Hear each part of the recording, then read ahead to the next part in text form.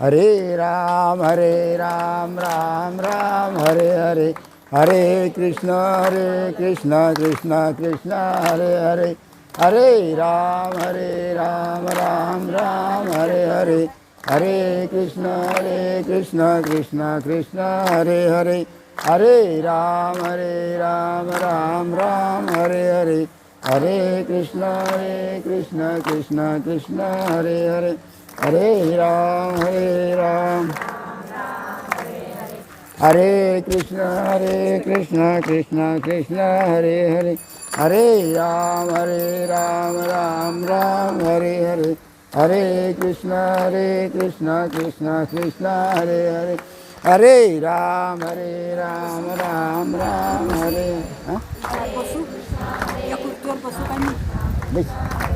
पुंडलिक वरदे हरे विठ्ठल श्री ज्ञानदेव तुकाराम, पंढरीनाथ महाराज की जय, माऊली ज्ञानेश्वर महाराज की जय, राष्ट्रसंत सद्गुरू श्रीपाद बाबा की जय, सच्चिदानंद रामदास बाबा की जय, सब संतन की जय. हा महिना आहे पुरुषोत्तम मास. याला म्हणतात अधिक महिना, म्हणजे शिल्लकचा महिना. तिसरं नाव आहे धोंड्याचा धोंड्याचा महिना. बरोबर आहे. या दिवशी जावई बुवा आपल्या सासऱ्याकडे येतात आणि काय करतात, घेऊन जातात. काही कपडे लत्ते अमुक टमुक काय असेल नसेल ते. बरोबर आहे. थोडक्यात सांगायचं म्हणजे या दिवशी जावयाला काय केलं पाहिजे, दान केलं पाहिजे, असा नियम आहे. काही हरकत नाही, चांगलं आहे, ठीक आहे. तर या पुरुषोत्तम मासाच्या निमित्तानं आज सर्वजण आपण दाभाडीला जमलो. बरोबर आहे. आणि हा कार्यक्रम आपले कोण कांताभाऊ नाही काय, त्याच्यानंतर गावातले आपले सर्व साधक यांनी मिळून हा कार्यक्रम ठेवलेला आहे. आनंदाची गोष्ट आहे. बरं, आम्हाला तर असं वाटतं दरवर्षी पुरुषोत्तम मास यायला पाहिजे, पण येत नाही. तिसऱ्या वर्षी येते, काय हरकत नाही. नाही याला दरवर्षी तरी चालेल. मग या दिवशी हा जो कार्यक्रम आहे, या कार्यक्रमाच्या निमित्तानं आपण सर्वजण या ठिकाणी जमलो. त्या निमित्तानं आपल्याला आजचा हा जो सत्संग आहे, हा सत्संग अतिशय महत्त्वाचा आहे. बरोबर आहे. आणि ज्याला अवस्था झाली असेल, ज्यानं नाम घेतलेलं असेल, ज्याला ब्रह्मानुभवाचा आत्मानंदाचा अनुभव आला असेल, त्यालाच हे कळेल. बाकीच्यांना कळणार नाही. नुसतं कानानं ऐकायचं आणि मोकळं व्हायचं. कोणा बिना नामधारकानं, काय हरकत नाही. तर या ठिकाणी ब्रह्मसुख असं आहे की त्या ब्रह्मसुखावरून स्वर्गसुख ओवाळून टाकावे. म्हणजे स्वर्गसुख त्याच्या मानानं काहीच नाही. एवढं मोठं हे ब्रह्मसुख आहे. एवढा मोठा तो आनंद आहे. आता तो आनंद किती आहे असं जर तुम्हाला सांगितलं तर मला सांगता येणार नाही. तो ब्रह्मानुभव असा आहे, तो आत्मानंद असा आहे, त्याचं वर्णन मी करू शकत नाही. ज्यानं नाम घेतलं, ज्याला अवस्था झाली, तोच त्याचं वर्णन करू शकेल. परंतु कलियुग असं आहे, नाम घेतल्यानंतरही, अवस्था झाल्यानंतरही आम्हाला तो ब्रह्मसुखाचा आत्मानंदाचा आनंद उपभोगता येत नाही. कारण कलियुग फाशी येते, जीवावर येते तो आनंद उपभोगणं.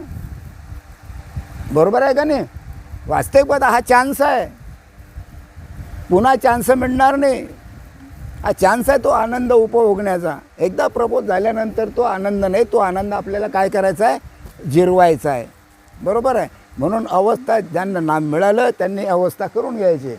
तर या ठिकाणी सांगितलेलं आहे, ज्या ब्रह्मसुखाच्या स्वर्गसुखारा वाळवून टाकावी त्या ब्रह्मसुखाची गोडी कशी सांगणार आणि कोण सांगणार.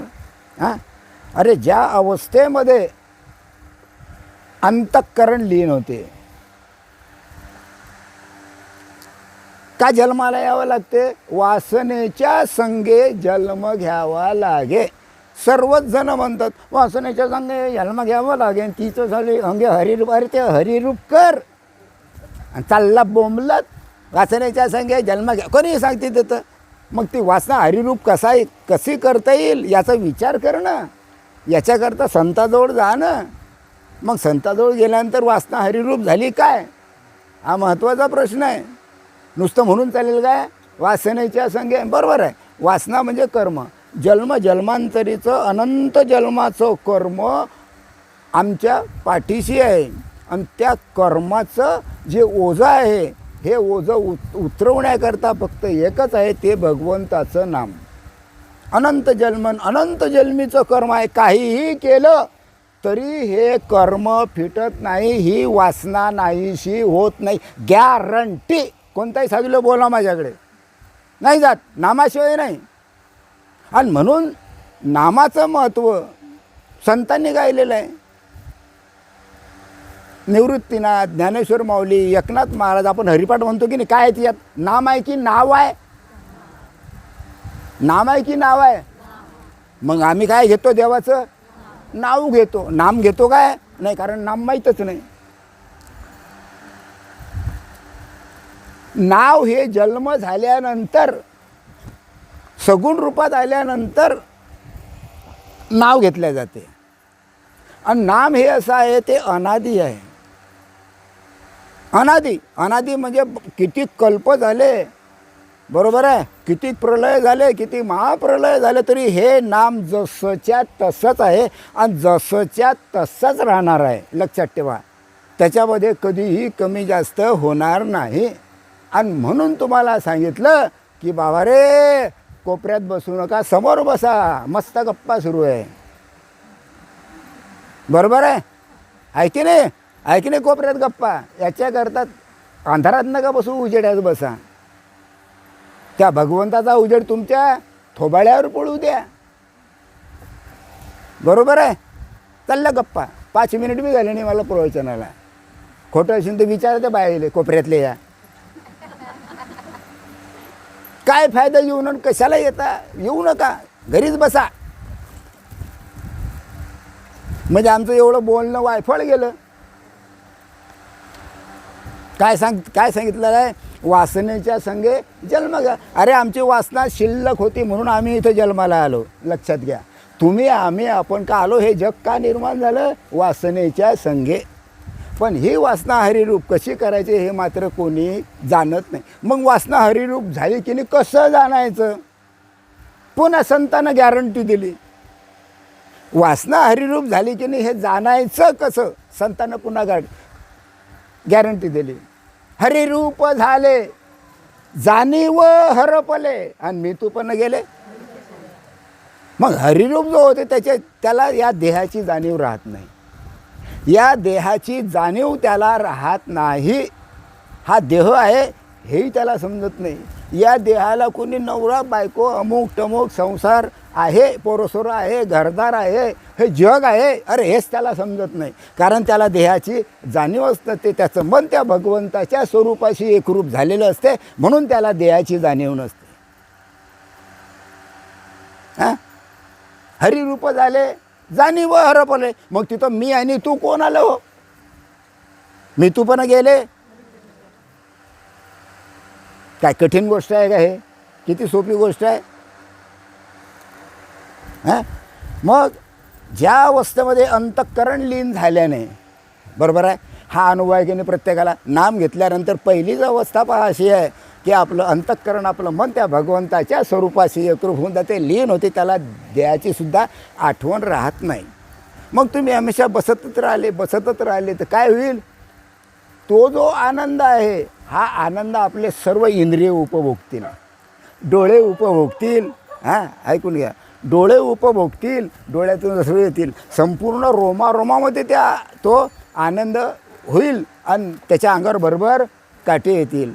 त्याच्या श्वासामध्ये तो आनंद निर्माण होईल, त्याचा श्वास वाढेल. बरोबर आहे. हा अनुभव का बिना अनुभव? अनुभव का बिना अनुभव? अनुभव आहे. आणि अनाशेच भाग्यानं तुमच्या हाती ते नाम आलेलं आहे. मग ज्या अवस्थेमध्ये अंतःकरण लीन झाल्याने जीव आत्मरूप झाल्याने जाणणाराच राहत नाही, तो जीव राहत नाही, तो जीव आत्मस्वरूप होतो, तो जीव ब्रह्मस्वरूप होतो, तो जीव परमात्मा स्वरूपच होतो. तो जीव राहत नाही, तो ब्रह्मस्वरूप होतो. म्हणून त्या ठिकाणी जाणणाराच राहत नाही की मी भगवंताला जाणलं. हा काहीच राहत नाही तिथं, राहतच नाही काही. तो अरे तो स्वतःच राहत नाही ना, तर जग काय राहील, घरदार काय राहील, बाकीचे काय राहतील, कोणीच नाही राहत. म्हणून जाणीव हरपले. किती स्पष्ट आहे हरिपाठात. मग हे असं किती जन्मभर जरी म्हटलं तरी त्याचा फायदा नाही. नुसतं म्हणून चालेल काय? हां, किती कीर्तनं करा, सप्ते करा, पारायण करा, दानधर्म करा, चालले आपले, उठले की चालले आपले. अरे हो, पण झालं काय तसं? त्या महाराजाला विचारा ना, कीर्तन करायला, भागवत करायला, आम्हाला असं व्हायचं आहे, त्याच्यावर इलाज सांगा. बुवा सांगेल, भाऊ ते कशाचं काही, आता कशाचं होऊन गेलं, मग तू कशाला कीर्तन पारायण सप्त्या करून राहिला असं म्हणा. आहे का एखाद्याची हिंमतीच्यात? अरे आपण तरले नव्हे तर नवेलं तारेल कूळ अनेकाचे. आपण तरले त्यात नवल नाही, पण बाकीच्यांचं कूळसुद्धा तारलं पाहिजे, तरच त्याला संत म्हटलेलं आहे.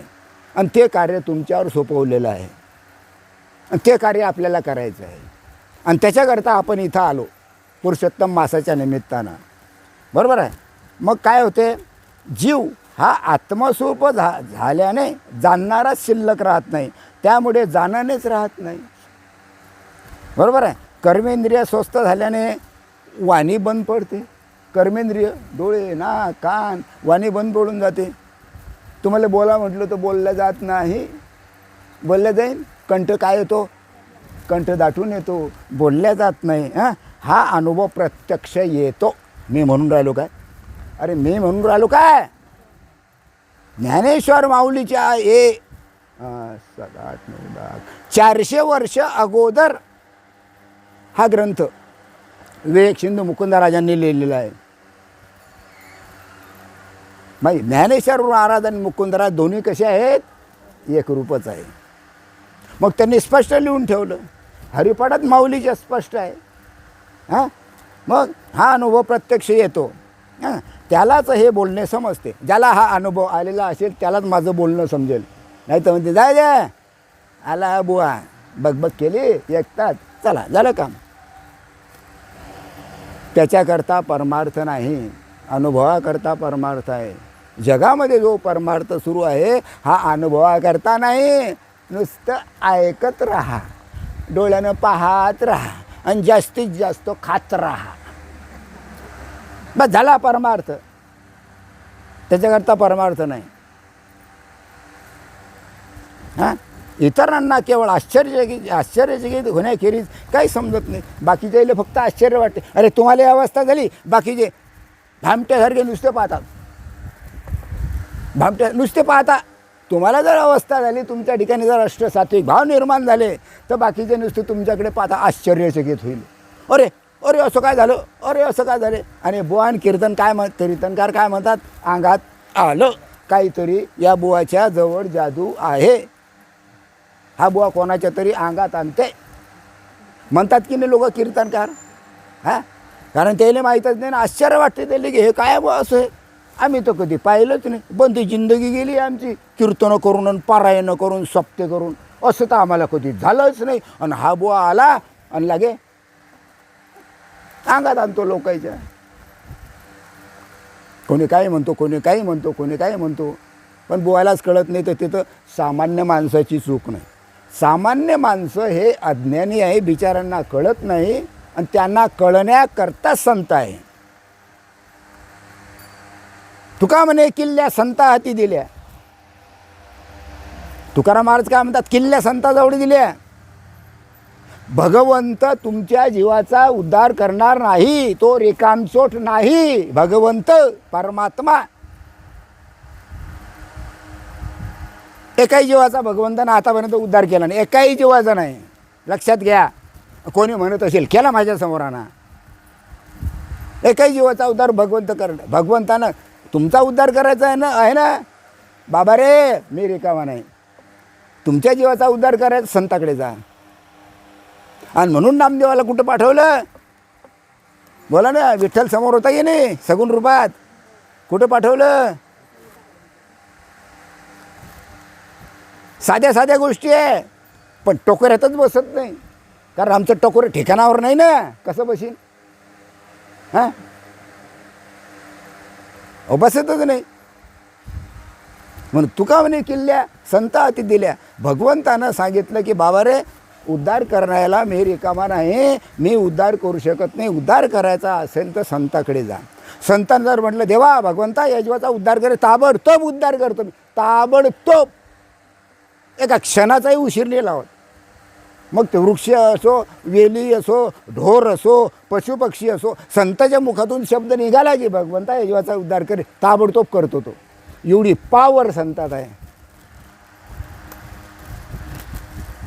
हां, कधी विचार केला या गोष्टीचा? पण त्या तोंडातून शब्द निघायला पाहिजे. ताकद आहे, शक्य आहे ती. कारण किल्ल्यात त्याच्याजवळ दिल्या, संताजवळ. तू म्हणशील त्याचा मी उद्धार करेल, मी नाही उद्धार करणार. संतानं सांगितलं उद्धार झालाच पाहिजे आणि होतो. बरोबर आहे. मग काही काही लोक या अवस्थेला आश्चर्यचकित म्हणून पाहतात. बरोबर आहे. पक्षी जेव्हा आकाराला आकाशात झेप घेतो, काय पक्षी ज्या वेळेस आकाशामध्ये झेप घेतो की नाही, म्हणजे आकाशामध्ये तो असा पक्षी उडतो. बरोबर आहे. तेव्हा जोराने पंख हलवून हलवून हवेला कापीत असतो. असा उडतो तो आणि तो हवा कापतो. हवा जरी कापली तरी हवा जिथल्या, हवा कापली तरी ती हवा कशी असते, जिथल्या तिथंच असते. पण आकाश मात्र जिथल्या तिथंच.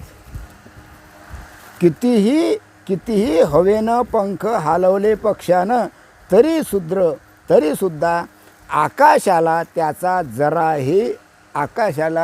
जराही धक्का लागत नाही किंवा आकाशाची हालचाल होत नाही. म्हणजे कारण आकाश हे निरवयव आहे, कोणत्याच प्रकारचं अवयव नाही आकाशाला. पहा तुम्ही, आकाश नाही, अवयवच नाही. हात नाही, पाकी नाही, नाक नाही, डोळे नाही. पहा वर पहा, काही पाणी येत नाही. पहा वर.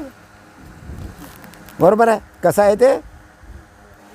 आहे ते हां, म्हणून आकाश निरवय असल्याने ते कापताच येत नाही, निरवयव आहे. ते कसं काय कापता येईल?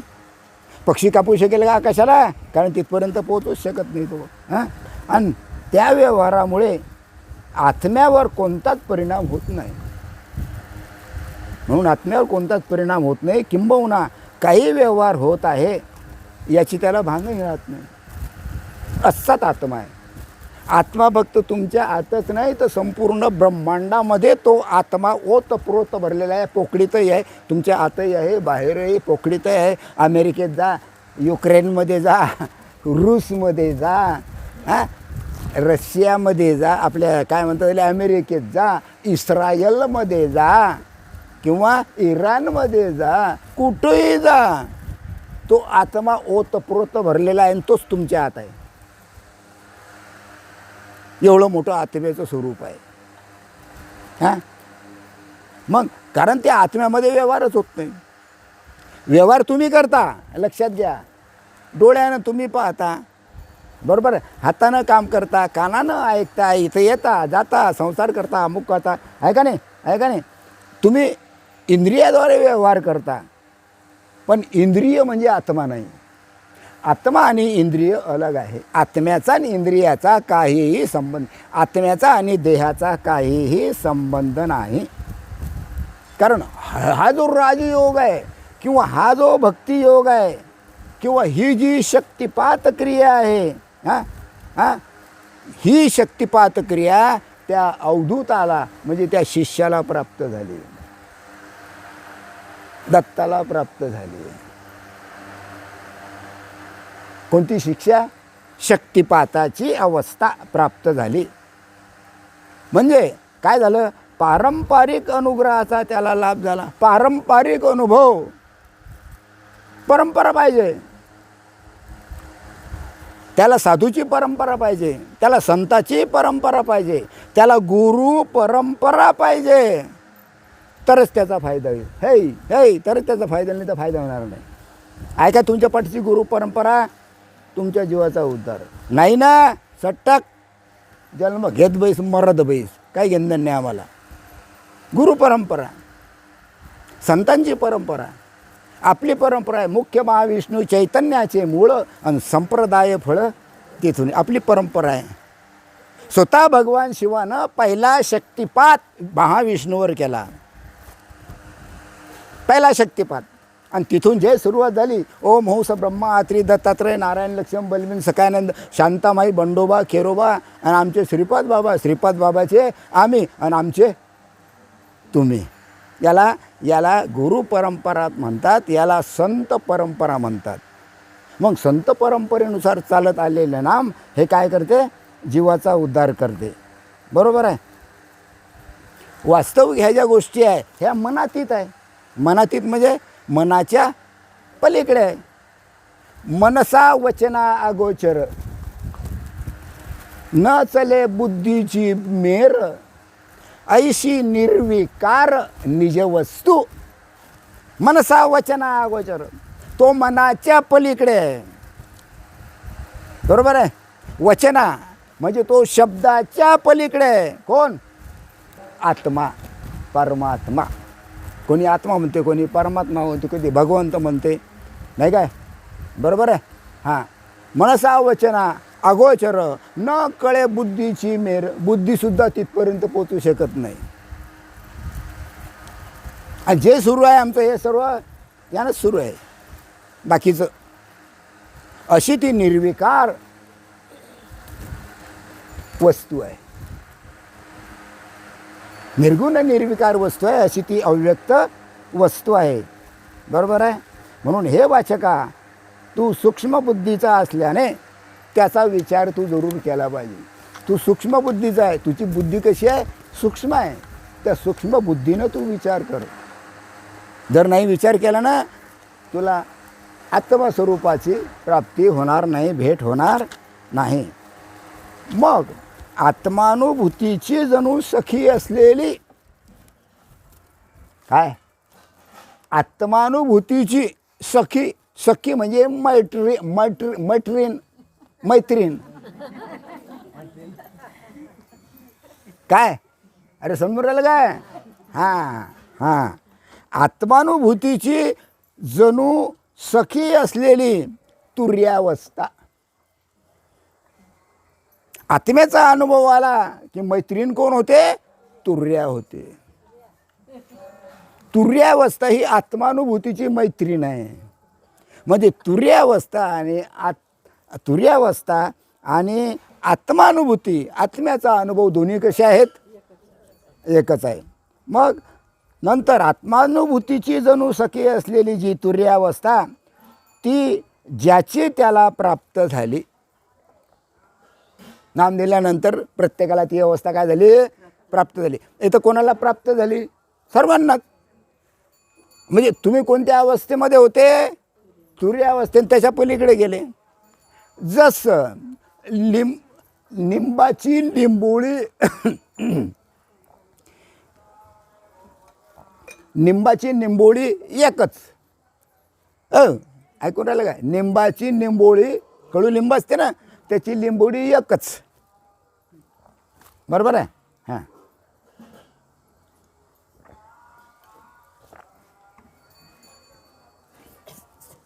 आता ती लिंबोळी जर कच्ची असली तर कशी लागेल? सर्वजण सांगा, खायला सर्वांना. ती लिंबोळी कच्ची असली तर कशी लागेल? अरे सर्व बोंबला ना. हा, तोंड कशा करताय, नुसतं बशा करता, कशी लागेल, कळू लागेल.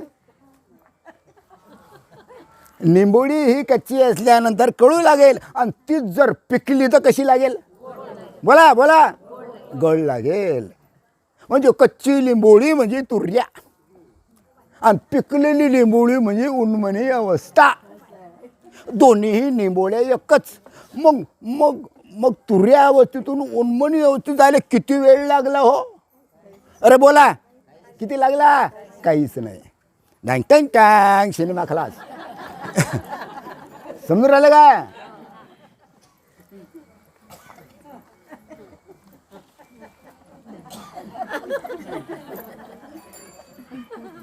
म्हणून आत्मानुभूतीची सखी कोण आहे? तुर्यावस्था आहे. हां हां, ही ज्याला प्राप्त झाली, जागृती, स्वप्ने आणि सुसुप्ती ह्या तीनही अवस्थांचा साक्षीत्व करणारं जागृती, स्वप्ने आणि सुसुप्ती. आता तुम्ही सर्व जागी आहे म्हणजे जागृत अवस्थेत आहे, बरोबर आहे. आणि तुम्हाला स्वप्न पडलं रात्री, तर ती झाली स्वप्नावस्था. आणि स्वप्नही नाही, जागी पणही नाही, तर त्याला म्हणतात सुसुप्ती. तुम्ही कोठे झोपले हेही तुम्हाला समजत नाही, उद्या काय करायचं हे समजत नाही, बाजेवर झोपेल आहे का, उद्या इकडे करायचं काय, काय जायचं, कोणतं काम करायचं हेही समजत नाही. त्याला म्हणतात गाढ झोप, त्याला म्हणतात सुसुप्ती अवस्था, बरोबर आहे. म्हणजे जागृती, स्वप्ने आणि सुसुप्ती या तीनही अवस्थाचं जे साक्षीत्व आहे ते साक्षीत्व तुर्यावस्था करते. ज्याला अवस्था त्या ठिकाणी असतं, सात्विक भाव निर्माण झाले, तो तुर्यावस्थेतला उपभोगतो. आणि त्याच्यानंतर या तीनही अवस्था त्याच्या नाहीशा होतात, खलास होतात. म्हणजे त्याच्या ठिकाणी जे वासना असते, ही वासनाच शिल्लक राहत नाही, कारण तो हरिरूप झालेला असतो. हरिरूप झाले जाणीव, तोंडच नाही, बरोबर आहे. हां हां, बरं, बरोबर आहे. मग या तीनही अवस्थाचे साक्षीत्व करणारा जो कुटस्थ चैतन्य आहे, त्या कुटस्थ चैतन्याला तुर्या नाव आहे. प्रत्येकाच्या आतमध्ये येते, प्रत्येकाच्या आतमध्ये येते, पण नामाशिवाय ती प्राप्त होत नाही. हां, त्या आत्मस्थितीरूप सापेक्ष अवस्थेला तुर्या म्हणतात, आणि त्याला तुर्या म्हणतात, बरोबर आहे. येथे तुर्याला तुर्यरूप आत्म्याची सखी, तुर्याला तुर्यरूप आत्म्याची सखी असं कौतुकानं म्हटलेलं आहे. कारण तुर्या म्हटलं, बरोबर आहे, तरी ती आत्म्याची सखी आहेच, बरोबर आहे. म्हणून कौतुकानं म्हटलं तुर्याला. काय म्हटलं, काय म्हटलेलं आहे? आत्म्याची सखी, कौतुकानं, गोडीमोडी मस्त म्हटलं. आपण म्हणतो ए ए उदरू, म्हणतो की ए उदरू, एखाद्याला उंदरा असला तर म्हणतो उदरू. हां, बरोबर आहे. तसं कौतुकानं, कौतुकानं काय, जीवाचा जो आत्म्याशी तुर्याला तुर्यरूप आत्म्याची सखी असे कौतुकानं म्हटलेलं आहे. साधकाच्या जीवाचा आत्म्याशी योग झाल्याने,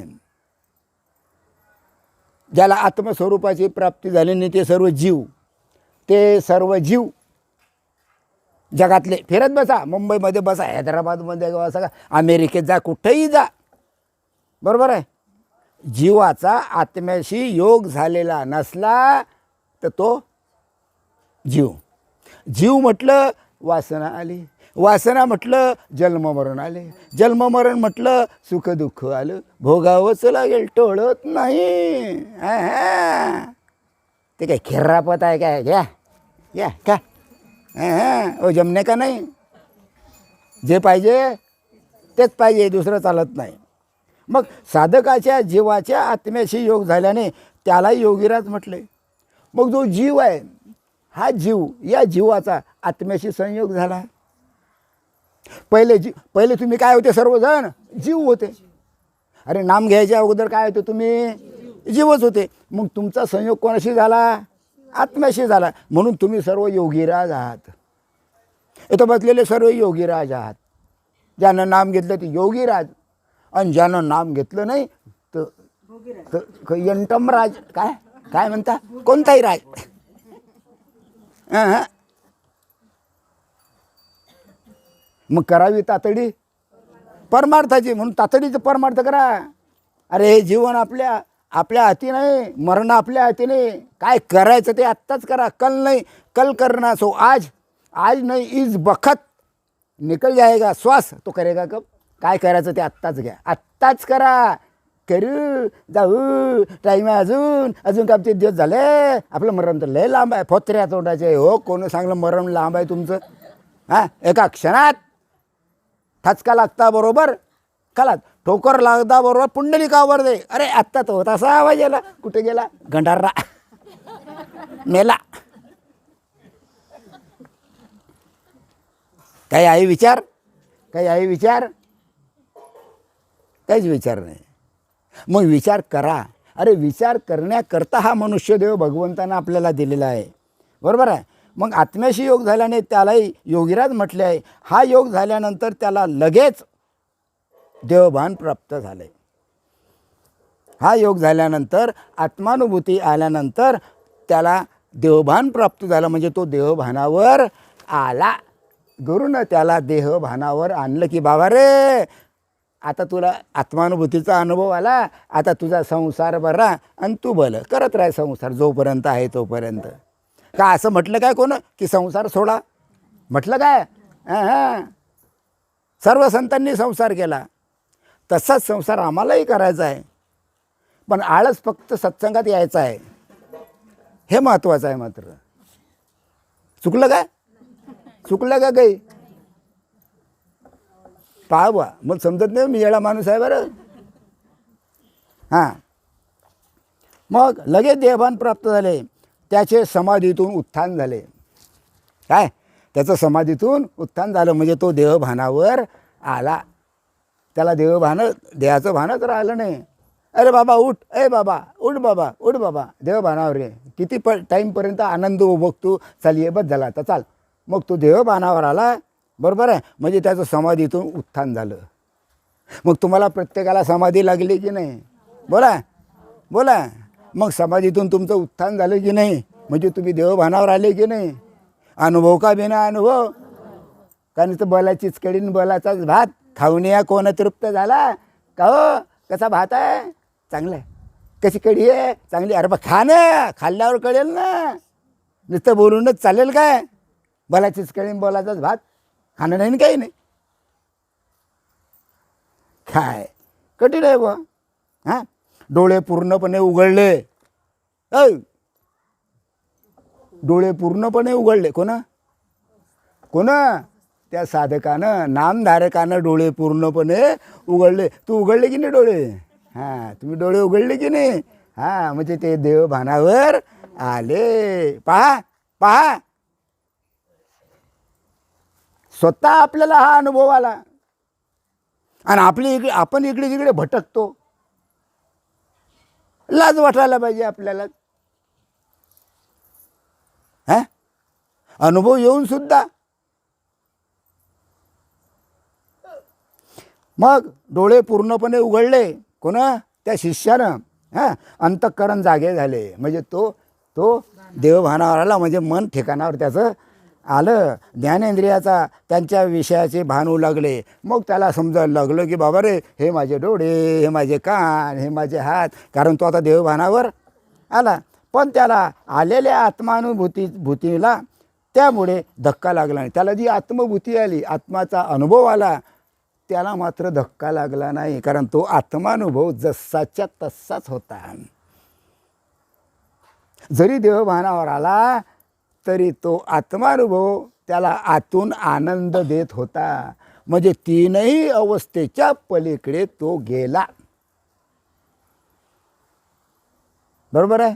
जरी देवभानावर आला तरी बाकीच्या तीनही अवस्थेचा त्याचा संबंध राहिला नाही.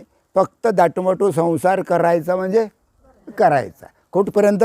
जोपर्यंत देह आहे तोपर्यंत. बरोबर आहे. हां, मग त्याच्या आत्मानुभूतीला धक्का बसला काय? नाही. इंद्रियाची विषयाकडे अनावार ओढ लागली म्हणजे देव भानावर आलं की मी इंद्रियाची ओढ लागते की नाही. डोळे उघडून पाहता, बोलतो, कानानं ऐकतो, का रे भाऊ थोडं थोडं थोडं मागे सरक, हातपाय हलव, हां हातपाय हलवत आहे का नाही. हां हां हां मग त्याला उलट आत्मानंदाची चटक लागल्याने त्यातच पुन्हा एकदा बुडी मारली. पुन्हा असं करता करता करता करता पुन्हा ती आत्मानंदाची चटक लागली. पुन्हा तिच्यामध्ये तो एकरूप झाला.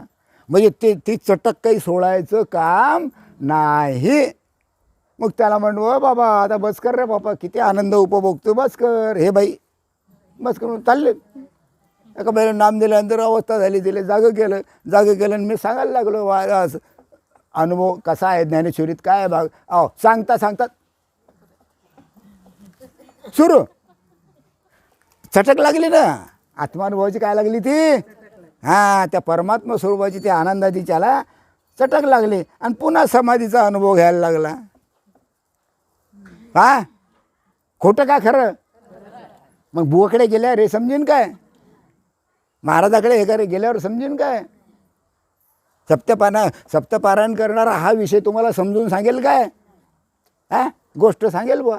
कोणाची सांगेल, देवाची सांगेल. आम्हाला देवाच्या गोष्टी नाही पाहिजे. जो आम्हाला तिच्यातून सोडवेल जीवन मरणातून ते सांग. देवाच्या गोष्टी तर कोणी सांगते. हां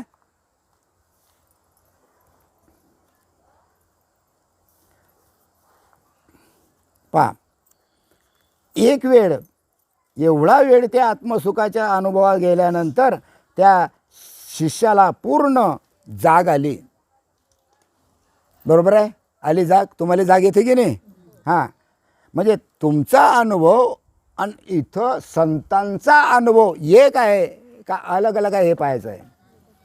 हाच अनुभव संतांना आला आणि तोच अनुभव तुम्हाला आला. म्हणजे तुम्ही कोण झाले, संत झाले. नाही म्हणायची सोय नाही. हां ज्ञानेंद्रिय आणि कर्मेंद्रिय कार्यक्षम झाले.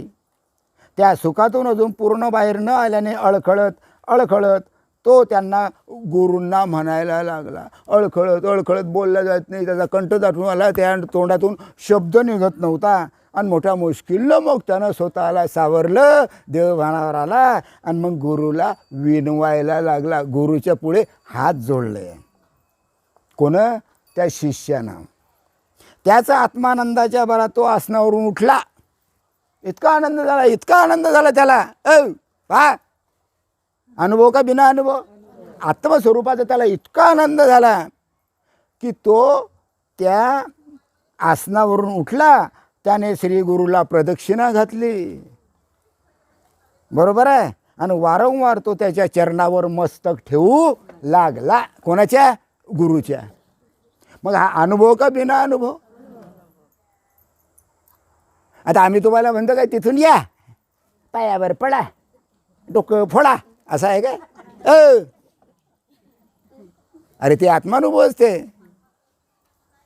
डोकं फोडणारही तोच असतो, ज्याच्या पायावर डोकं ठेवतात तोही तोच असतो. सर्व एकरूपच, सर्व भगवत स्वरूपच असते ते. काय आनंद आहे, किती आनंद आहे. आणि हा आनंद किती सांगायचा आणि कसा सांगायचा हेच समजत नाही. तो त्या हां चरणावर मग कृतज्ञतेने प्रेमाने भरून आले. त्याला प्रेमानं भरून आलं. त्याचा ऊर दाटून आला.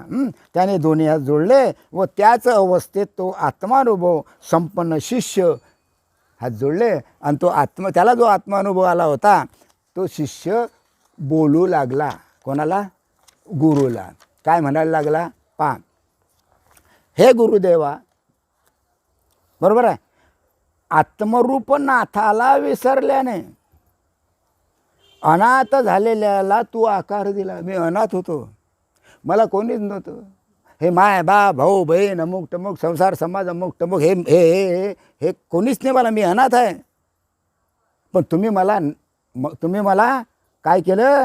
हां अनाथ होतो तर तुम्ही मला आधार दिला. हां तुमचा जय जयकार असो. कारण अविद्येत खितपत पडलेल्या तू करुणेचा सागर आहे. मी अविद्येत खितपत पडलो होतो. मी अज्ञानामध्ये होतो. हां त्याच्यामुळे मला आता तू करुणेचा सागर मिळाला, तुझा जय जयकार असो. हां, आणि तू सिद्धाचाही सिद्ध आहेस, योग्याचा सुद्धा तू राजा आहेस. म्हणून हे सद्गुरुनाथा, मी तुला तुझा जय जयकार करतो. पहा पहा, गुरुचं केवढं मोठं महत्त्व सांगितलेलं आहे. यानं कोणाला नमस्कार, ज्ञानेश्वर माऊलीनं कोणाला नमस्कार केला? निवृत्तीनाथांना. एका जनार्दनी, बरोबर आहे. एकनाथ महाराजांनी कोणाला नमस्कार केला? जनार्दन स्वामीला. स्वामी विवेकानंदांनी कोणाला नमस्कार केला? रामकृष्ण परमहंसाला नमस्कार केला. हां, बरोबर आहे. हां, मग तू सिद्धाचाही सिद्ध आहे आणि योग्याचा सुद्धा राजा आहे.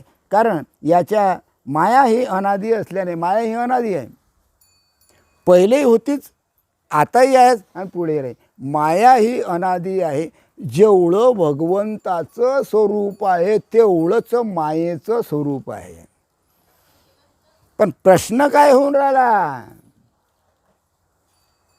आम्हाला ही अवस्था प्राप्त झाल्यानंतर आम्हाला तो अनुभव आल्यानंतर माया एवढी जबरदस्त आहे की गुरुनं याच्यावर अनंत जन्माच्या पुण्याईनं भगवंतानं सद्गुरूची भेट घालून दिली आणि सद्गुरूनं या जीवाचा उद्धार केला.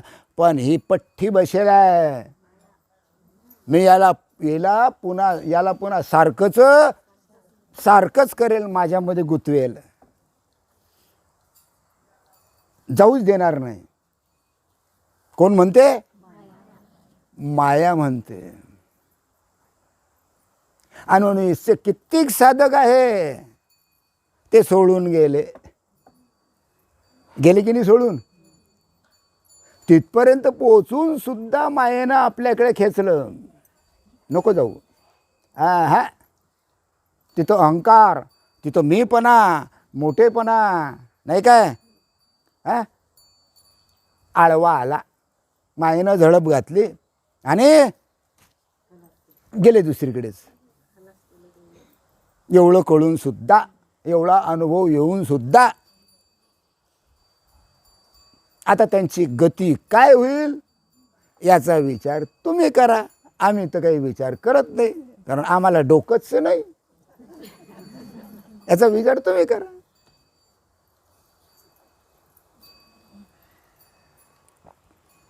असं समजू नका आपलं काम झालं. हां, मी तुम्हाला एकदा 100दा सांगलं, काहीच करायचं नाही. नामावर भाव ठेवायचा, श्रद्धा ठेवायची, अधूनमधून सत्संगाला यायचं आणि केव्हाही मरून जायचं. तुम्ही तरुण जाल, गॅरंटी, मी गॅरंटी देतो.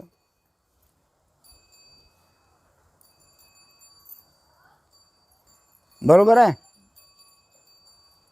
कारण माया इतकी जबरदस्त आहे, कधी उलटी होईल हे सांगता येत नाही. मग माया अनादी असल्याने व मी जीवरूपाने अनादी काळापासून मायेत अडकलेला असल्याने माझी आत्मस्वरूप तेव्हापासून भरम नाहीसे झाले. माझं आत्मस्वरूपच नाहीसे झालं, कारण माया आळवी आली म्हणून मी जीवरूप झालो. मग ती माया आम्हाला नाहीशी करायची, बरोबर आहे. आणि आम्हाला आमच्या आत्मस्वरूपाचा अनुभव आणायचा. जणू काही ते आत्मस्वरूप माझं हरवून गेलं. हां, जीवरूप मी पासून पहिले मी जीवरूप होतो. नाम घ्यायच्या अगोदर मी जीवरूप होतो, पण नाम घेतल्यानंतर मी आत्मरूप झालो, शिवरूप झालो. कारण हिच्यामधला हा जो मी आहे, हा मी लपून बसलेला आहे. मी दोन. पहिला मी हा वरचा, मी असं केलं, मी तसं केलं. देहाचं हे जे आहे ना, हा आहे मी वरचा. पण याच्या आतमध्ये जो मी आहे तो आत्मस्वरूप मी आहे. मग आत्मस्वरूप मीची ओळख व्हायला पाहिजे. हे गुरुदेवा, तू आत्मस्वरूप माझी जीवाला म्हणजे मलाच भेट करून दिली. माझी मलाच भेट झाली. मी पहिले जीवरूप होतो, आता शिवरूप झालो, आता आत्मरूप झालो आणि माझीच मलाच भेट झाली.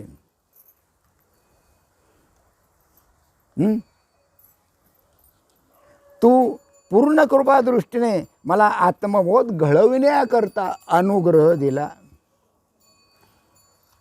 तुझी पूर्ण कृपा होती माझ्यावर, म्हणून मला तू अनुग्रह दिला. अनुग्रह दिला म्हणजे बोध दिला. बोध दिला म्हणजे नाम दिलं. आणि म्हणून काय झालं, माझी परमात्म्याची भेट झाली. माझी आत्मस्वरूपाची, आत्मा म्हणजे परमात्मा, आत्मा आणि परमात्मा अलग नाही बरं. आत्मा आणि परमात्मा दोन्ही एकच आहे. माझी आत्मस्वरूपाची, परमात्मा स्वरूपाची काय झाली, भेट झाली. म्हणजे माझं जीव पण नाहीसं झालं आणि शिव पण आत्मस्वरूप माझ्याकडे आलं आणि म्हणून मला परमात्म्याची भेट झाली. आणि त्याने ज्या परमसुखाचा मला अनुभव आला, त्या सुखाला जगामध्ये तोडच नाही. म्हणून आम्ही तुम्हाला म्हणतो, नाम मिळाल्यानंतर अवस्थेला बसा, अवस्थेला बसा. नामाला अवस्थेला बसायला फाशी येते, फाशी. अवस्थेला बस काऊन टाईमच सापडला. खायला टाईम आहे, मस्त फिरायला टाईम आहे, झोपायला टाईम आहे, बडबड करायला टाईम आहे, सर्व गोष्टीला टाईम आहे. अवस्थेला टाईम नाही. मग लाळ करायचं की शिव्या द्यायच्या, बोला.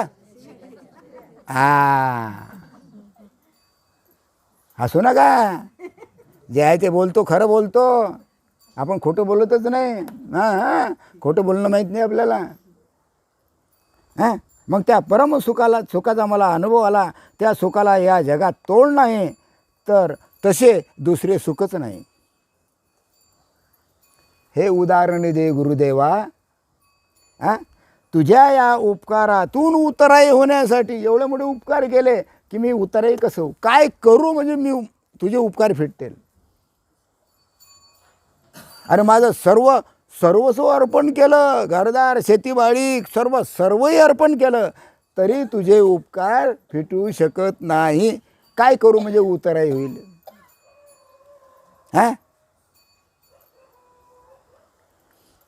तुझ्या या उपकारातून उतराई होण्यासाठी या अनंत कोटील ब्रह्मांडातील, एक नाही अनंत कोटील ब्रह्मांडातील कितीही मौल्यवान वस्तू तुला अर्पण केल्या तरी पण त्या अपूर्णच राहतील. मी तर तुम्हाला फक्त शेतीवाडीच सांगलं. अरे संपूर्ण ब्रह्मांडातल्या वस्तू जरी एकत्र केल्या, मौल्यवान वस्तू जरी एकत्र केल्या, तरी सद्गुरूची उतराई होणार नाही. सद्गुरूची उपकार कोणाकडूनही फिटणार नाही आणि फेडू शकणार नाही तो.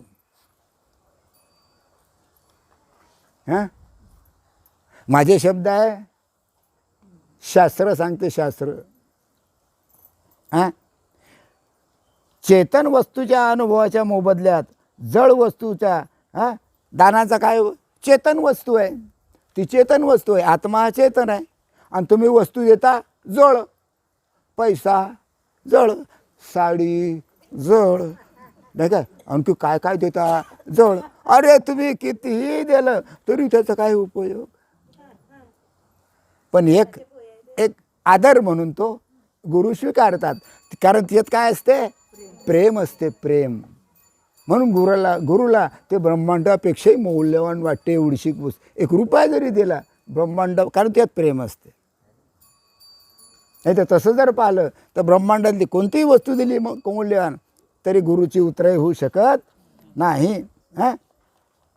ब्रह्म हे त्रिकालबाधित सत्य आहे. ब्रह्म त्रिकालबाधित सत्य आहे. पहिले होतं, आताही आहे, पुढेही तसंच राहिलं आणि ते सत्य आहे. बाकीचं सर्व असत्य, पण ब्रह्म हे मात्र सत्य आहे.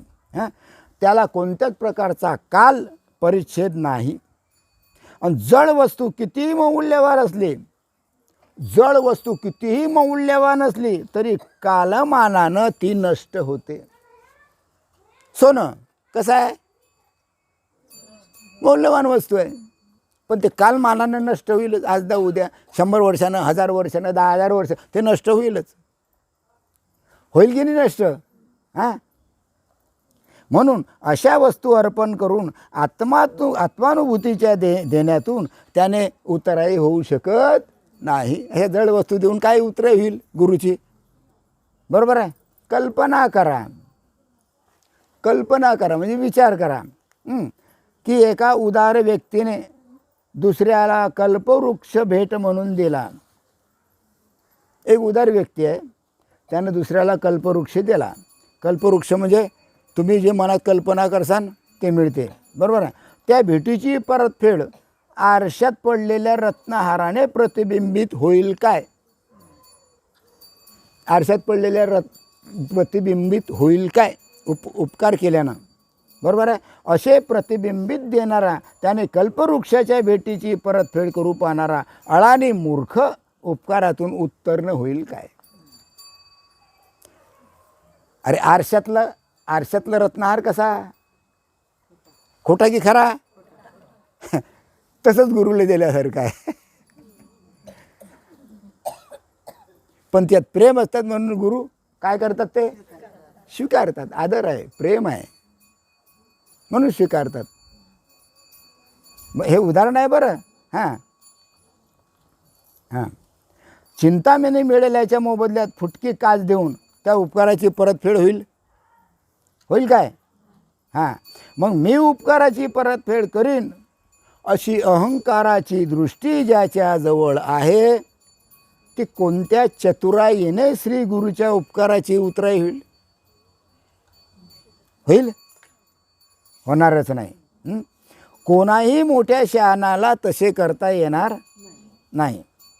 अरे बा, पशु म्हणजे माहीत आहे, घोडा म्हणा, राजा म्हणा, आपला हा हरण म्हणा, जे काही पशु आहे नाही काय, बैल म्हणा, हां, कोणत्याही पशुला राजाप्रमाणे कधी सिंहासनावर बसता येईल?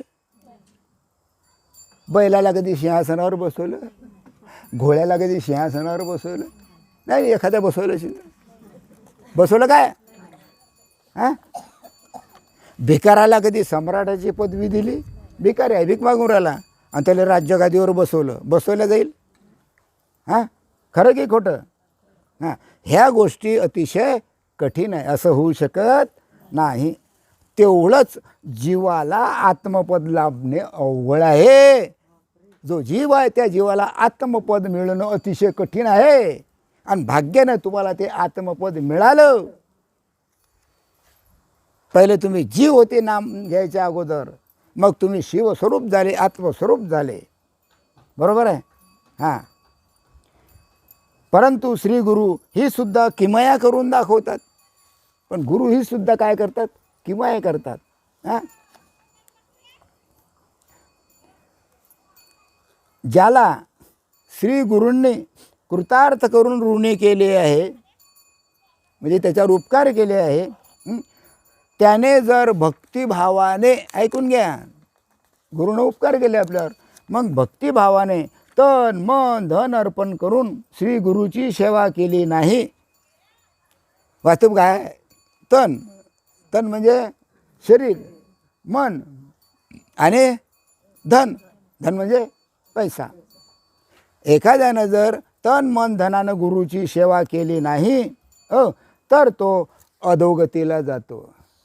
घ्या, स्वर्गात मी नाही सांगितलं काय, अधोगतीला म्हणजे नरकात. घ्या, म्हणून तन मन धनानं गुरुची काय करायची? सेवा करायची. पण गुरु त्याची कधीही अपेक्षा करणार नाही. बरोबर आहे. ते आपल्या मर्जीनुसार, तिच्यामध्ये प्रेम असावं, तिच्यामध्ये समर्पणाची भावना असावी, तरच त्याला ते पोचेल.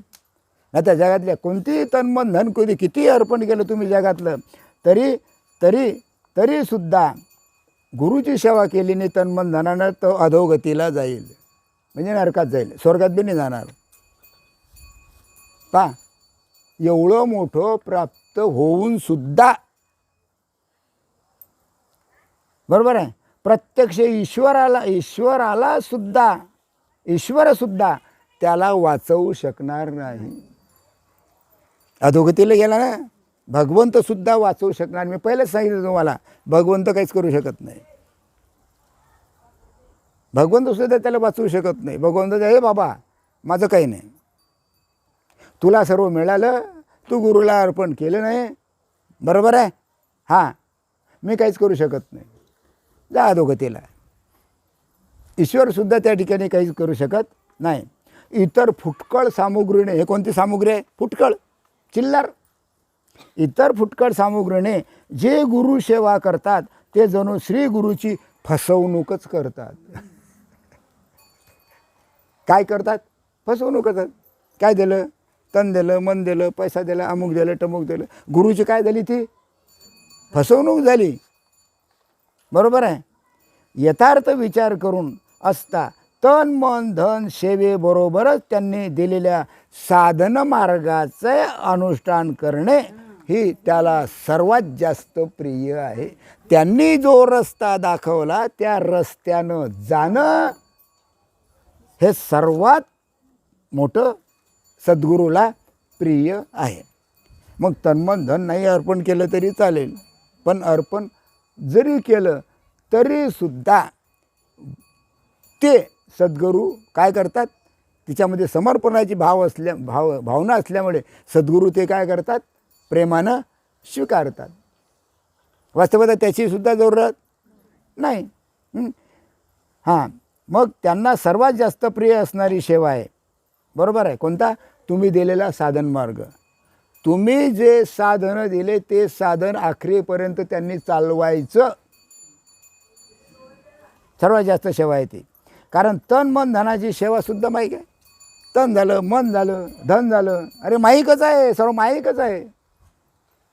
मायेनंच निर्माण केलं ना हे शरीर, मन, धन हे कोणी निर्माण केलं? मायेनंच आहे, माईकच आहे ते.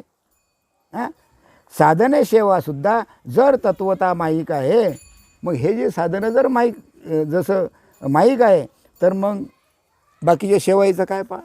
बाकीचे तुम्ही सेवा करून राहिले त्याचं काय फाळ आहे? काय फायदा त्याचा? हां, हे श्री गुरु, हे स्वामी, तू भवरोगावरील उपचार करणारा तज्ज्ञ वैद्य आहे. भवरोग तू नाहीसा करतो. जीवन मरणाचे फेरे तू काय करतो? नाहीसे करतो. असा तू मोठ्यात मोठा वैद्य आहे, मोठ्यात मोठा डॉक्टर आहे.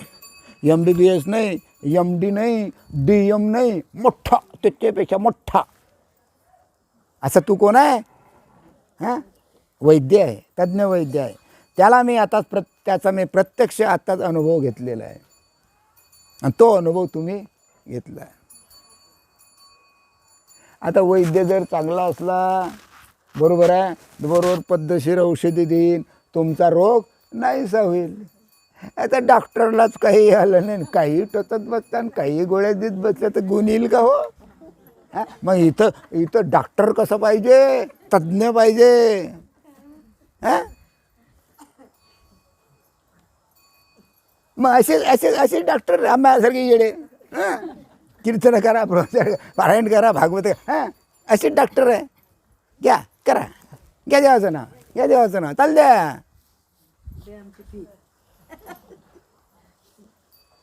झोपून राहिले का? झोपायचं नाही. हां, हे झालं बंद. इकडे कुरकुर मात्र सुरूच आहे.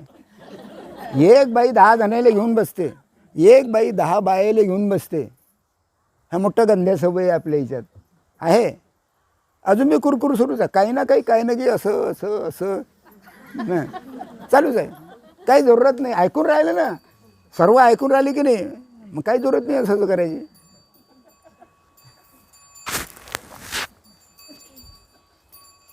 बरं,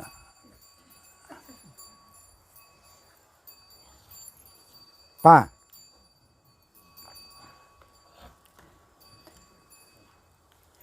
ओम या प्रणवाक्षरामध्ये माहिती आहे ना, ओम असा काढतो ना आपण ओम, आणि त्याच्यावर अर्धचंद्र आणि त्याच्यावर टिंब आहे का नाही, त्याला आपण काय म्हणतो?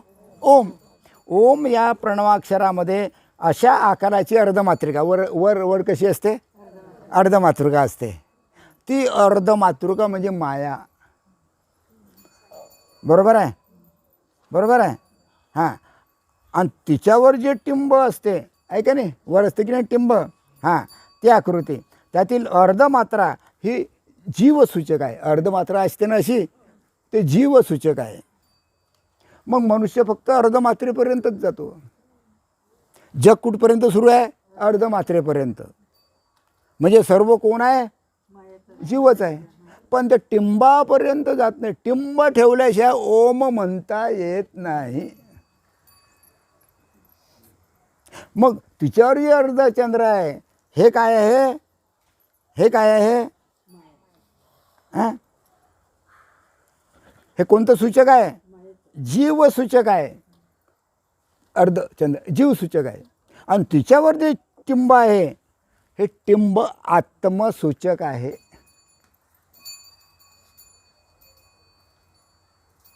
बरोबर आहे. टिंब जे आहे ना, अर्धमात्रेवर असं टिंब ठेवतं ना ओमला, ते टिंब हे आत्मसूचक आहे. हां, म्हणजे याचा अर्थ काय की बा जे टिंब आहे, जे अर्धमात्रा आहे, हे अर्धमात्राचं ब्रह्मस्वरूप आहे. म्हणजे तो जीवच ब्रह्मस्वरूप आहे. हे दाखवायचं आहे त्याला, किंवा अर्धमात्रा आहे ना, हे जीवसूचक आहे. हां, मग हा जीवसूचक असलेला जो आहे, हाच ब्रह्मस्वरूप आहे. तिच्यातला जीवसूचक काढायचा, म्हणजे ती माया नाहीशी करायची. तुम्ही ब्रह्मरूप आहेत, बरोबर आहे, कारण हा जीव ब्रह्मरूप आहे. हां, असा दोन्हीचा मिळून त्याचा अर्थ आहे. दोन्ही मिळून अर्थ आहे. ब्रह्मसूचक आहे. एक जीवसूचक, एक ब्रह्मसूचक, बरोबर आहे. याच जणू ब्रह्मरसाने तू मला किती चांगल्या प्रकारे उपचार केलास, म्हणून तू ब्रह्म आहेस याचा अपरोक्ष अनुभव मला आणून द्याला, की बाबा रे तू ब्रह्म आहे. आणि मला त्याचा अनुभव आला. ब्रह्म हे ब्रह्मांडाला व्यापून आहे. ब्रह्मांड म्हणजे केवढं आहे? तुम्हाला सांगा, ब्रह्मांड केवढं आहे सांगू? चंद्र, सूर्य, तारांगर, काय 21 स्वर्ग, 7 पाताळ आणि आकाशगंगा, एक नाही अशा अनेक आकाशगंगा याच्यामध्ये आहे. कशामध्ये? या पोकळीमध्ये. आणि त्या सर्वांना व्यापून शिल्लक असलेलं ब्रह्म एवढं मोठं आहे ते, बरोबर आहे. ब्रह्म कसं आहे? मग या ब्रह्मांडाला काय व्यापून आहे. म्हणजे तुम्ही आणि आपण कशात आहोत? बोलत जा, कशात आहोत? कशात आहोत? अरे ब्रह्मात आहे की नाही? कारण ब्रह्म जर व्यापक आहे तर ते तुमच्यात नाही काय? संपूर्ण ब्रह्म जर पूर्ण ओतप्रोत जर भरलेलं आहे तर ते तुमच्यात नाही काय? आहे की नाही? कारण ते अपार आहे.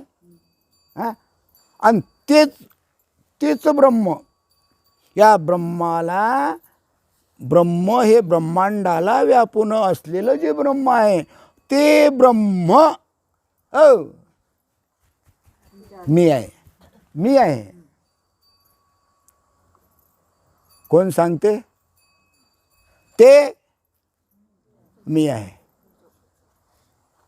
हे विश्वची माझे घर, ऐशी मती जयाची स्थिर, किंबहुना चराचर आपणची जाहला.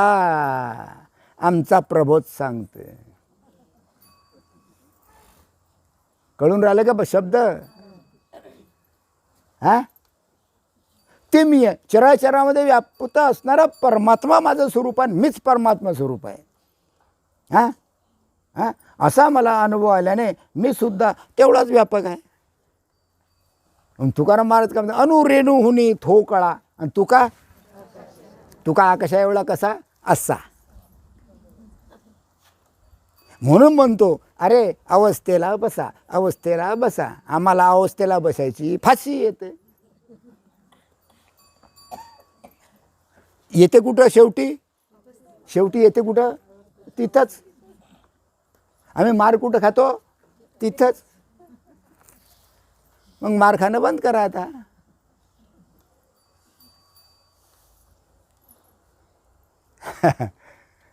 कळून राहिलं का? झोपून राहिलं का तिकडे? हां, इकडे बंद झाला आता. बंद झाला आता. चाला, काय हरकत नाही. आनंद आहे, आनंद आहे. मी कधी प्रवचनाला बसलो पहिले कोपरे कापरे पाहत असतो, कारण मला माहीत आहे बाया चुपचाप बसत नाही.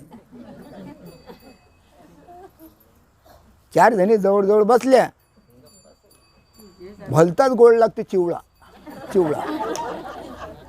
चिवड्यात काय असते, पोहे असतात, शेंगदाणे असतात, काय डाळ्या असतात, काही हे असते, तिखट असते.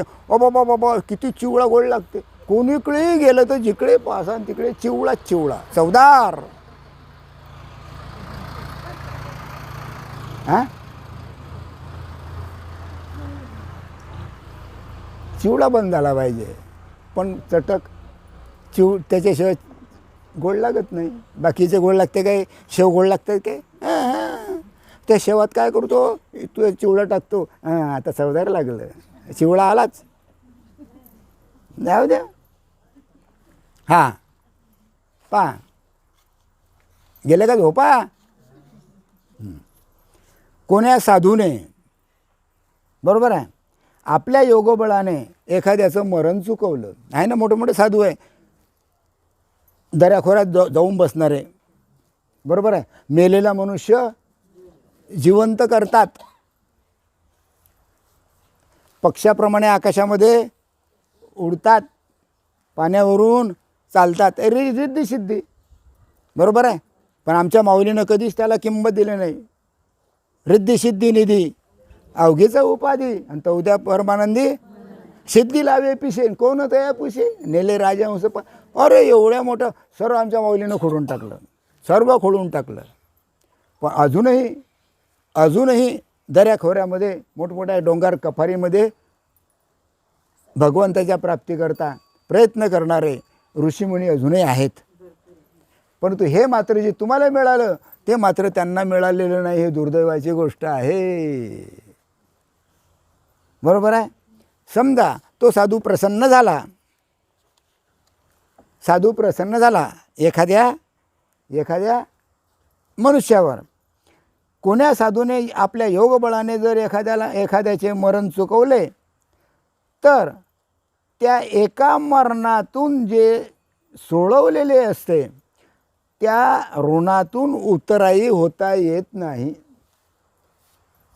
अरे एखाद्या माणसाले एखादा एक म्हातारी बाई आहे, तिला पोरं सुरत नाही, मोठ्या मुश्किलनं एक मुलगा झाला, आणि जवानपणी समजा तो मेला, आहे का नाही. आला एक साधू, बरोबर आहे, आणि काय केलं, त्याला जिवंत केलं. तर ते बुडी काय म्हणेल, बापा मी कसे उपकार फेडू, आता माझ्या मुलाला जिवंत केलं. पण किती जन्मात, फक्त एका जन्मात, कळलं का, एका जन्मात. तो एका जन्मात मुक्त होईल.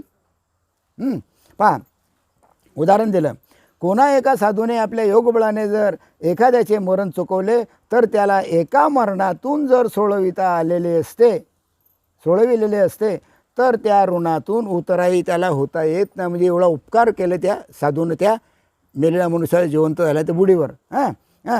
मग ज्याने आपल्या प्रभावाने कोट्यावधी जन्म मरण चुकवले, त्यांचं एकच मरण चुकवलं. कोण त्या साधूनं.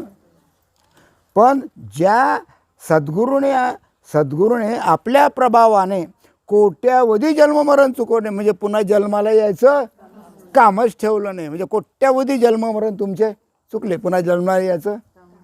मग त्या सद्गुरूचं ऋण कसं फेडावं, फेडता येईल काय. बोलत जा, मानता आलं जा, नाही बोलत तर असं करत जा. हा का माने नाही. ज्याने आपल्या प्रभावाने कोट्यावधी जन्म मरणे चुकले, त्या श्री गुरूंनी दिलेल्या अनुग्रहाची जी गोडी आहे, ही गोडी अतिशय अजोड आहे. त्याला जोड नाही, त्याला किंमत नाही. म्हणून श्री गुरूंनी दिलेल्या अनुग्रहाला यश आले आहे. गुरुनं आपल्याला जो अनुग्रह दिला, गुरुनं आपल्याला जो बोध दिला, गुरुनं आपल्याला जे नाम दिलं, त्याला जाणण्याची खूण हेच की त्या अनुग्रहाविषयी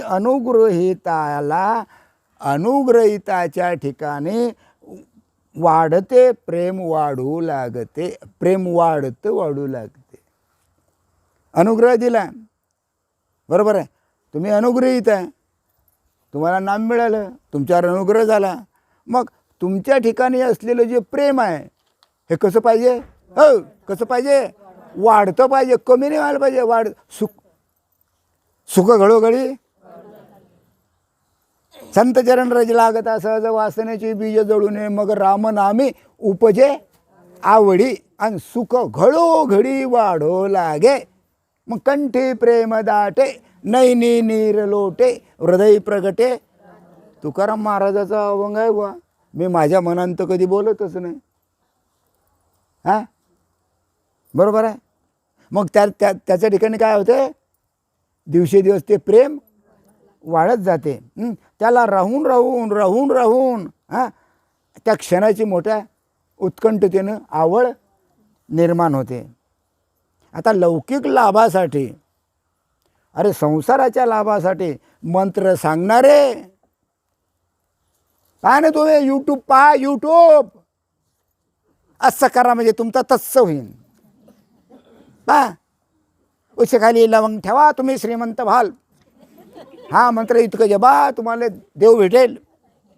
यूट्यूब पहा, सर्व हेच सापडते तिच्यात, आणि आमचा सर्व भरोसा तिकडे. पहा यूट्यूब पहा.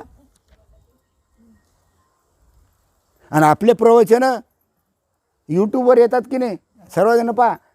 आपले जे प्रवचन, आता हे प्रवचन झालं, हे यूट्यूबवर येते हमेशा करतात. जेवढे प्रवचन झाले हे सर्व यूट्यूबवर येतात. मग यूट्यूबवर आपलं प्रवचन पहा ना, प्रेमदास बाबा मलकापूर, प्रेमदास महाराज मलकापूर, बरोबर एकामागे आपले सर्व प्रवचनं येतील. आणि जर एकच जण असलं तर कशावर पाहायचं, मोबाईलवर पाहायचं. आणि जर 10-15 जण असले तर तेच काय करायचं, कशाची ॲड करायचं, त्या टी व्हीची. सर्वजण पाहतात. हिच्यात किती जण पाहता सांगा बरं, हात वर करा, इमानदारीनं किती जण पाहता. झालं. आणि बाकीचे अरे येते ना, चान्स आहे हा. आणि ते प्रवचन जर तुम्ही पाहिले, ऐकले, तुम्हाला बाकीच्या अन्य गोष्टीची आवश्यकता नाही ना, काहीच करू नका तुम्ही. पण नाही, चालले फिरत कोणाकडे, या बुवाकडून त्या बुवाकडे, त्या बुवाकडून त्या बुवाकडे. कठीण रे बाबा, कठीण कठीण कठीण. हां पहा, मग लौकिक लाभासाठी मंत्र सांगणारे आणि यंत्राच्या तांत्रिक उपासना करायला लावणारे यांचा सर्वीकडे सुकाळ आहे. सुकाळ, दुष्काळ नाही, सुकाळ आहे. कोणी सांगतं असं करा तसं, तसं करा तसं, पहा यूट्यूबवर आहे का नाही तसंच. जो तो म्हणतो मीच मोठा, जो तो म्हणतो मीच मोठा. सुकाळ आहे त्या गोष्टीचा. असं करा तसं करा, हां ते कुठेही मिळतात, बरोबर आहे. पण भवरोगाच्या भयातून कायमची सुटका करण्याचं सामर्थ्य फक्त सद्गुरूमध्ये आहे. पुन्हा जन्माला यायचं काम ते फक्त सद्गुरूचं कर्तव्य आहे, बाकी नाही. हे बाकी काम कोणी करू शकणार नाही, कोणाकडे तुम्ही जा. हां म्हणून सद्गुरू फार दुर्मिळ असतात. सद्गुरू मिळत नाही, सद्गुरू मिळणं अतिशय दुर्मिळ आहे. मिळत नाही ते. पण तुमचं भाग्य फार मोठं, भगवंताची कृपा तुमच्यावर, म्हणून तुम्हाला ते नाम मिळालं, बरोबर आहे. म्हणून सद्गुरू फार दुर्मिळ असतात. ते ब्रह्माचा अपरोक्ष अनुभव आणून देतात. प्रत्यक्ष भगवंताचा ते अपरोक्ष अनुभव आणून देतात नाही काय. आणि त्यामुळे संसाराचा एका क्षणात बाध होतो.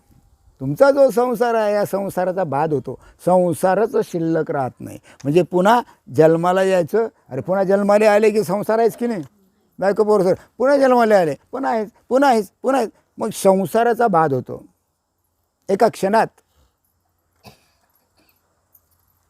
हां म्हणून तो बाद झाल्यानंतर तो संसार असूनसुद्धा नसल्यासारखाच होतो. हां, हे श्री गुरु मला अनुग्रह दिला. शिष्य म्हणतो कोणाला? गुरुला. हे गुरु मला अनुग्रह दिला, त्यामुळे माझा अहंकार बाधित झाला. माझ्या ठिकाणी असलेला अहंकार शिल्लक राहिला नाही. अहंकार फार खतरनाक आहे. अळानी माणसाला काहीच करत नाही, बरोबर आहे. साध्या भोळ्याला लोक काहीच करत नाही, पण जो ज्ञानी असतो ना, त्या ज्ञानी माणसाच्या बोकांडी अहंकार सर्वात जास्त बसतो. म्हणून लक्षात, ज्ञानाच्या ठिकाणी अहंकार सर्वात जास्त, ज्ञानाच्या ठिकाणी अहंकार सर्वात जास्त, बरोबर आहे. आणि त्या अहंकारामुळेच आम्ही वाया जातो. जेवढं असते तेवढं नाही होऊन जाते अहंकारामुळे. गेले की नाही मोठे मोठे साधक गेले की नाही. हां, कशामुळे? हां, बाबा तर काय मॅट्रिक पास आहे, मी BA आहे, मी कीर्तन करते, मी हे करते, मी किती काय काय अहंकार राहिले का शिल्लक? राहिले शिल्लक. सर्वात जास्त खतरनाक अहंकार आहे. सामान्य माणसाला काही नाही करत, पण ज्ञानी माणसाच्या बोकांडीच बसतो. म्हणून सर्वात ही गोष्ट सांभाळायला पाहिजे ज्ञानी माणसानं. आपल्या ठिकाणचा अहंकार नाही व्हायला पाहिजे. आणि अहंकार प्रत्येकाला असतोच. ज्ञानी माणसाला अहंकार असतोच, प्रत्येकाला.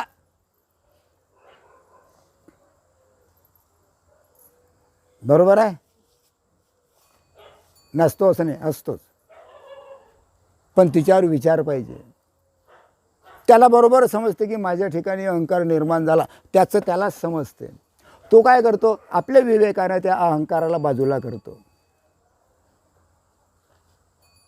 आणि ज्याला विवेकच नाही, तो अहंकाराला बाजूला करू शकत, त्या अहंकाराच्या बरोबर जातो तो, आणि आपलाच नुकसान करून घेतो. बरोबर आहे. हां, त्यामुळे माझा अहंकार बाधित झाला. तो बाधित होतात मला महासुखास सुखरूप आत्मलाभ झाला. हे त्या अनुग्रहाचे फळ. मला आत्मलाभ झाला, मला आत्मस्वरूपाची प्राप्ती झाली, हे त्याचं फळ आहे. काम खालाच. बरोबर आहे. केवळ म्हणजे एकमेव भेदशून्य ब्रह्म, त्याचा मला प्रत्यक्ष अनुभव आला. कशामुळे? अनुग्रहामुळे. बरोबर आहे. भेद आणि द्वैताच्या भ्रमातून मला मुक्ती मिळाली. आता माझ्या ठिकाणी भेद राहिला नाही, आता माझ्या ठिकाणी द्वैत शिल्लक राहिलं नाही, कोणत्याच प्रकारची कल्पना शिल्लक राहिली नाही. आणि म्हणून मी त्या भ्रमातून मला मुक्ती मिळाली. आणि मी कैवल्याचे दान देणारा त्रिभुवना तुझ्यासारखा हे गुरु दुसरा कोणीच नाही. कैवल्याचं दान देणारा सद्गुरू. देव कधीच म्हणणार नाही मी तुला कैवल्याचं दान देतो रे बाबा. हां, नाही, ते माझ्याकडे कैवल्याचं दान पाहिजे काय? गुरुकडे जा, संताकडे जा. हां, त्यामुळे संसाराचे सत्यत्व, त्यामुळे त्या संबंधी असणारी आसक्ती नाहीशी झाली. आणि तो माझ्या ठिकाणी असलेला अहंकार काय झाला? बाजूले झाला. पुन्हा हे श्री गुरु झोपले नाही ना.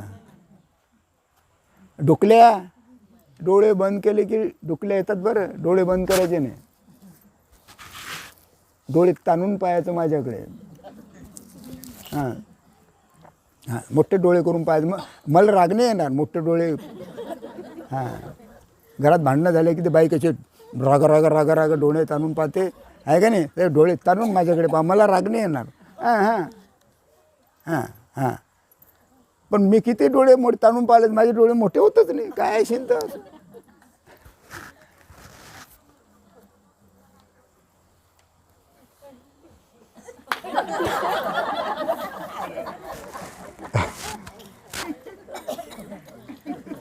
अनुभवाला विचार नाही पाहिजे. जागीच अनुभव आहे, जागीच अनुभव आहे. अनुभव शोधण्याकरता इकडे इकडे इकडे तिकडे जायचं काम नाही. समजलं काय?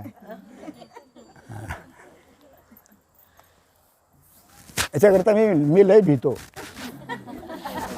हां हो, त्या डोळे ताणले की मला चुपचाप बसावं लागते, कारण इलाज नाही ना. नाही, गोष्टच तशी आहे, ऐकणंच पडते.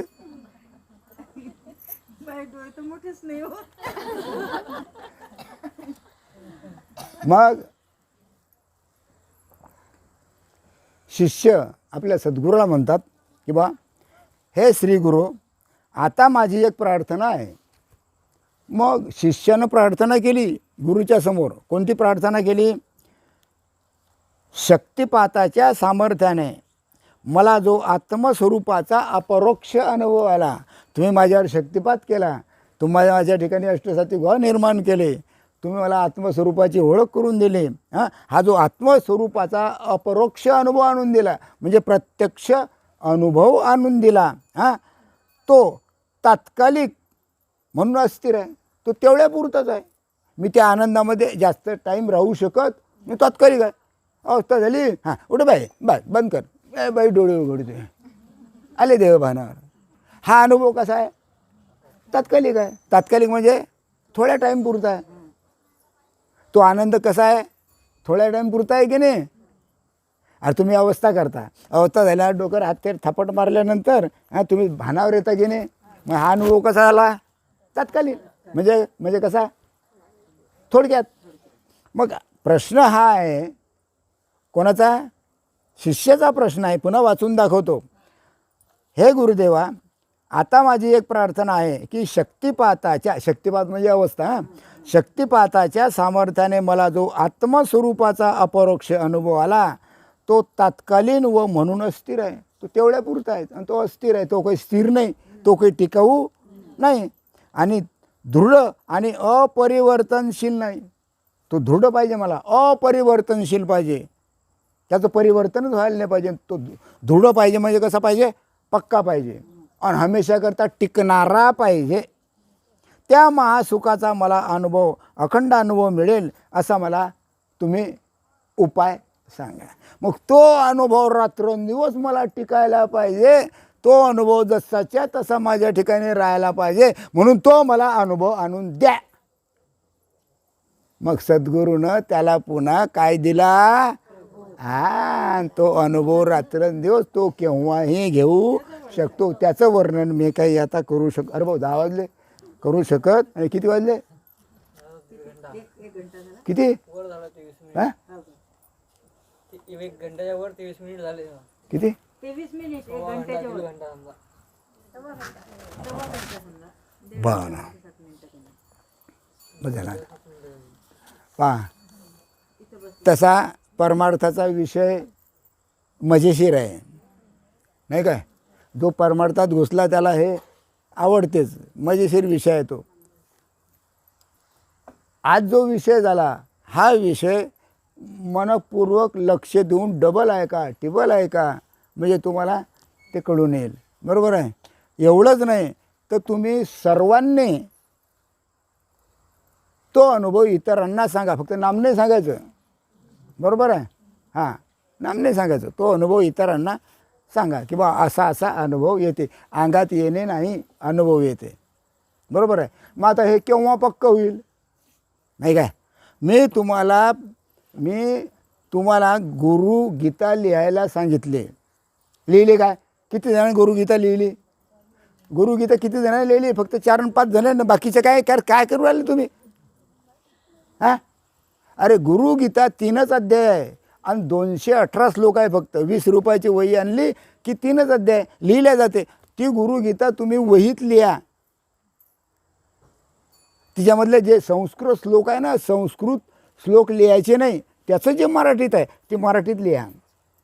218 श्लोक आहे.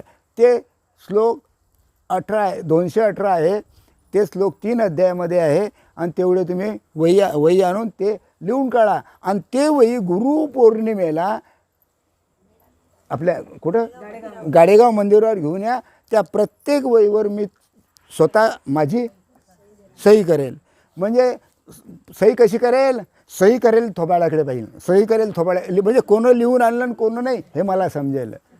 बरोबर आहे. तर प्रत्येकाने गुरुगीता लिहून काढायची आणि ते वही गुरुपौर्णिमेला आणायचे. हे पहिलं काम. दुसरं काम, आषाढी एकादशी ही दिवसा आहे. कुठं आहे? आपल्या घराच्या समोर. आनंद सोसायटी काय आनंद हां आनंद सोसायटी गजानन महाराज मंदिराच्या ठिकाणी तिथं आषाढी एकादशीचा कार्यक्रम ठेवला. एका जणानं ठेवला तो स्पेशल. तिथं 11 वाजेला 11:30 वाजेला फराळचं होईल. फराळचं झाल्यानंतर मग आपला सत्संग होईल. सत्संग झाल्यानंतर मग तुमच्या घरी, म्हणजे दिवसा कार्यक्रम मुद्दाम तुमच्याकरता ठेवला. कारण मला माहीत आहे तुम्ही रात्री येत नाही. मला माहीत आहे तुम्हाला भीती वाटते. पण आज कसे का भाग्यानं आले हे हे हे हे काय माहीत, पण आले. अशीच उपस्थिती राहिली तर फायदा आहे, नाही तर काय खरं आहे. तर काय हरकत नाही. तर विचार करा.